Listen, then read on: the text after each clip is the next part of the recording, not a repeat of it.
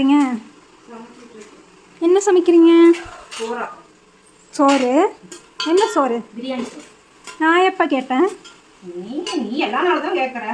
எப்போ கேட்டேன்? புது பாத்திரத்துல போன வாரம் நீ கலாய்ச்சிங்கல்ல. இந்த வாரம் புது பாத்திரம். போன வாரம் கேட்டதுக்கு இந்த வாரம் தான் கிடைக்குமா? என்னால எப்போ முடியுமா அப்பதான் செஞ்சு தர முடியும். ஓஹோ ஓஹோ, முடியாத நாள் செஞ்சு தரல எப்படி செஞ்சு தருவா? நாங்கள் கேட்போம், நீங்கள் செஞ்சு தரணும். ஓஹோ, அந்த அளவுக்கு அம்மா ஒன்றும் வசதியான ஒரு ஆள்லாம் கிடையாது. எங்களுக்கு வசதி தான். உங்களுக்கு வசதி? நீங்க வசதிப்பா, நாங்க வசதியாப்பா.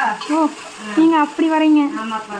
சரிப்பா. நாங்களாம் பழைய கஞ்சிக்கே ஏங்கிட்டு இருக்கோம். எப்போ கதை துறப்பாங்க, எப்போ கஞ்சி ஊற்றுவாங்க, எப்போ வேலைக்கு போனவங்க வருவாங்க, எப்போ கஞ்சி ஊற்றுவாங்க. இன்னைக்கு மாடு மேய்ச்சி கட்டினா தான் கஞ்சி, இன்னைக்கு வந்து சாணி அள்ளி கொட்டினா தான் கஞ்சி. இன்னைக்கு ஆடு 50-60 ரூபி எங்கள் அப்பா ஆடு வச்சிருக்கோம், அதை மேய்ச்சிட்டு வந்து ஒழுக்கமா கட்டினா தான் கஞ்சி அப்படின்னு நீங்க இருந்தது ஒரு காலம், நாங்க இருக்கிறது ஒரு காலம். நினைச்சா பிரியாணி, நினைச்சா மீன், நினைச்சா கறி. மீன் செஞ்செல்லாம் 4 மாசத்துக்கிட்ட ஆச்சு. மீனெல்லாம் இழுக்கவே கூடாது. அதான் கனவா மீன் செஞ்சு கொடு. இது இன்னைக்கு கேட்குறேன். போன வாரம் பிரியாணி கேட்டால் இந்த வாரம் கிடைச்சிருச்சு. இப்போ கனவா மீன் கேட்குறேன். எப்போ கிடைக்குதுன்னு பார்க்கலாம். கணக்காகும். பார்க்கலாம். கனவா மீன் எப்படி இருக்குன்னு கூட எனக்கு தெரியாது.